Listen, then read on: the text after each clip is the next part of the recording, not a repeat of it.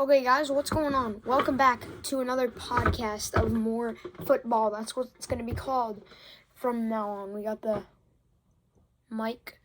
But we got a lot of things to talk about this week, and it won't be about the predictions, sadly.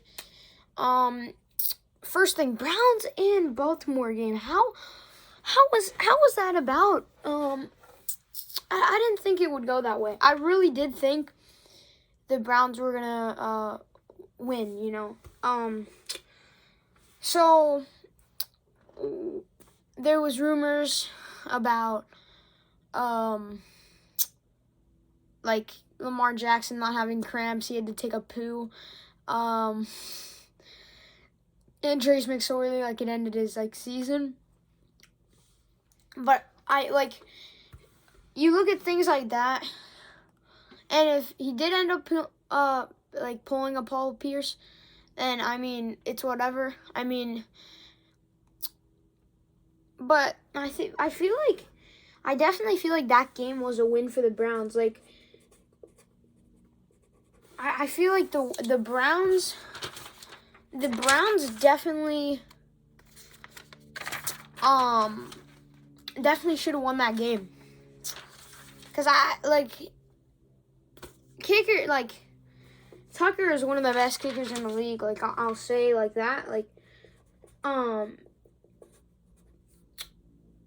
But I don't think that he's good enough. If that was even a 60-yarder, he would not have made that. That would have made one more yard. So let's look at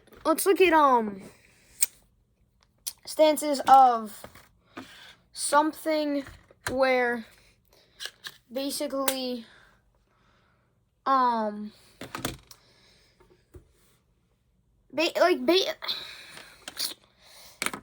look at stuff where I think that you could highlight, high score game, nice to watch. I think 47-42. I think it was a good game. I think Browns played great. 21-14 at halftime, so I don't know how they scored that in the second half. It must have been a very, very entertaining second freaking half. But yeah, when you put, I still think my Steelers played terrible, which I'm not happy about that. I'm not excited about that. No. But people aren't giving them the credit, in my opinion, that I think they should have. Because I do think that they are still one of the top 5 teams in the NFL. And let me talk about that. The Steelers, you'll never. I think personally that you will never see a Steelers game where it's a blowout, where it is 0-42 or if in the state of they're losing, obviously, because that can't happen if they're winning. But I want to close into that game because it was a great game to watch if you're a Bills fan. Terrible for a Steelers fan like me. We just need to catch passes. I think Ebron should have caught much more passes than he actually caught. He was targeted a very fair amount, and he didn't catch anything. So the Bills are a good defensive team, don't get me wrong there. But I think that we shouldn't have played, Big Ben's pick 6 before halftime. Really put us in a deep hole for that loss. Okay, next game on an upset for me at least. So, let's go to maybe, let's see here. Okay, let's go with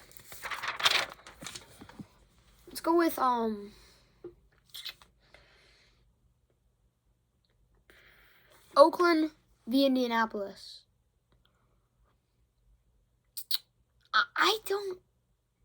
It was an okay, I think Indianapolis really blew. It was definitely a blowout.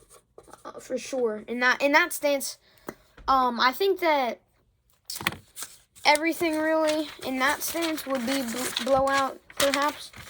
But like as I said, I think that you have to give football teams credit for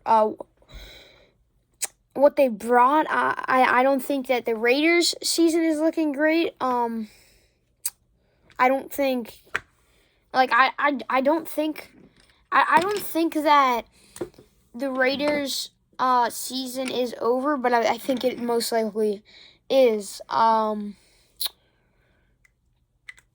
I don't see anywhere where they could fit in, doing research in that stance, but I really do not see anywhere where they fit in, and that's just my opinion. But I do think that they have a chance at it still, but I don't see anywhere where they could fit in, because they have to win out all their games and have teams to lose. And then next hearing that I didn't talk about, which was the Rams and Patriots. I think that the Patriots played a terrible game. I think that they Bill Belichick didn't have a great coaching game. Josh McDaniels did terrible. I think Cam Newton needs to get over runs and actually start to pass the ball. I think that the New England Patriots have a chance for sure, but they have to win out all their 3 remaining games. So I don't think that playoffs are going for them, at least this year, for sure. Okay, so next game, which was, let's see here. Okay, let's talk about the Atlanta Falcons and the Chargers. Both teams are very talented, and I must say so. I called a tie, and I actually thought, like, watching the game, I actually thought I was going to be close because it was 17-17, most likely going into overtime. Chargers took the ball down the field. I think Herbert threw a deep one, like 28 yards, and they got the field goal. Update on that game. Falcons, Falcons third string wide receiver in one throw threw a better pass than all of Matt Ryan's passes deep. And I think that it's not like Todd Gurley's washed. He is not someone you can compare to, like, as in Josh Jacobs. 2 years ago, don't get me, like 2 years ago, don't get me wrong. You could compare him to lots of people at that point of his career. You could compare him to many people, many people, because he was top 2. Top three. I gotta get that in my head. He's not even top 10 this year. And I don't want to hear it. He is not top 10. James Robinson, an undrafted rookie, is better than him this year, and I don't want to hear it. I don't care if you're an Atlantis fan. You have to accept that Todd Gurley is not a good player this year.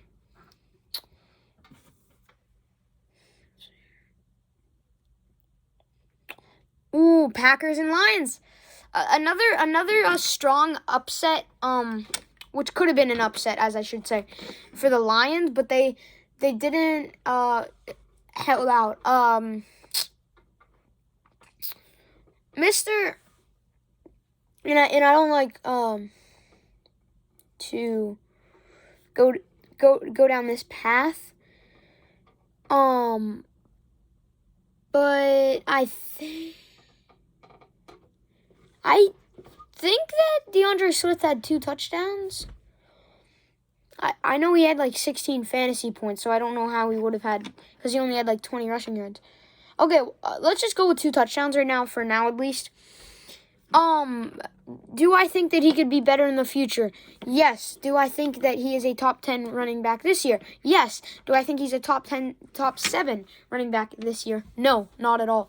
I don't think that you can compare him to someone as, for example, maybe here, let's go down the top 10 power rankings of running backs this week. And sorry if I forget someone. Okay, so number 10, I definitely think that you have to go down the Josh Jacobs path. He had a great game, he had a great game, not having a touchdown and coming back from an injury. So I'm giving him number 10, I'm going to say, probably. And then number 9, I would say probably would be... I think that you got to go the Aaron Jones area. Yeah, because Aaron Jones did not have a touchdown. Aaron Jones did not have a touchdown. He had no. Aaron Jones did not have a touchdown. Okay. So Aaron Jones, number 9. Number 8, just for the underrated power rankings in this area, I'm going to give Mike Davis, even though he scored 2 touchdowns. He didn't have a great... Well, he had like 60 run yards. A couple catches in there. I'm going to give him number 8 just because of the fact that I don't think that you could have gave him anything better. For number 7, I'm definitely going down the road of James Robinson. The flag held him without a touchdown. He got the 44-yard run that saved his game. Well, he still didn't do amazing, but the 44-yard run saved his game. So number 6, I think we're going to go down the path and start going away with maybe Dalvin Cook. He had a touchdown. And 6 is a good ranking. Do not get me wrong at all. 6 is a great ranking. But yeah, I think that's all I can give him, 6. Okay, number 5. I think we're gonna go Alvin Kamara because Alvin Kamara had a touchdown and I think 120 yards on 3 catches against a good defensive line and a good defense in total of the Philadelphia Eagles. So yeah, number 5, him. Number 4, Jonathan Taylor. I think we need to talk about his performance. So he went from a start at the season to a second string backup running back to getting behind Nyheim Hines and I forget the other running back's name, but he went behind those 2, and then he came outscored Nyheim Hines, and had a great game, 150 yards, 2 touchdowns. Number 4 goes to him. Okay, we're getting in there. Number 3. Who do we give number 3? I think we're gonna give Chris Carson number 3. Although I don't think he had that great of a game. He did have to spread the ball with Wilson, so I think that he goes 3. I think he does, and sorry if these rankings are wrong. Sorry if you think they're totally wrong. I think he goes 3. Number 2 is definitely going to be, I think I'm going to say Miles Sanders, actually, because he had a good game, now that I remember. Yeah, Miles Sanders, good game for him, number 7. And number 1, I'm going to say Derrick Henry, obviously. I think he had the most fantasy points this week. Yeah, Derrick Henry. Yep, we're going to go with Derrick Henry. And also Austin Eckler at somewhere with, switch out Josh Jacobs for Austin Eckler. Okay, wide receivers now. So we're going to do top 5 this week.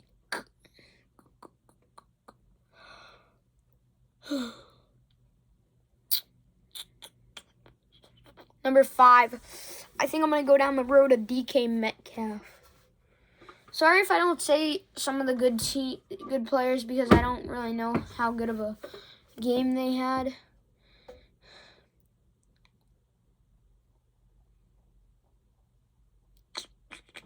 Yeah, I think we're going to go DK5. And then next one is going to be... Oh, yeah, number 4, Alshon Jeffrey. He had his first touchdown this season from the harsh injury. He was doing bad think he could be a good, valuable player with Hurts. Although he didn't get that much catches, I think he can be a very good, valuable player with Jalen. 3. I'm going to say Keenan Allen. Although he only had 20 points, 20 points is a lot.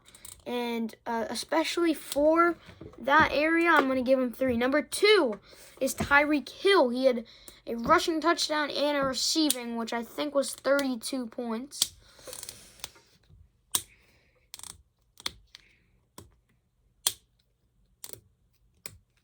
Yeah. Okay, number 1 will be, drum roll please,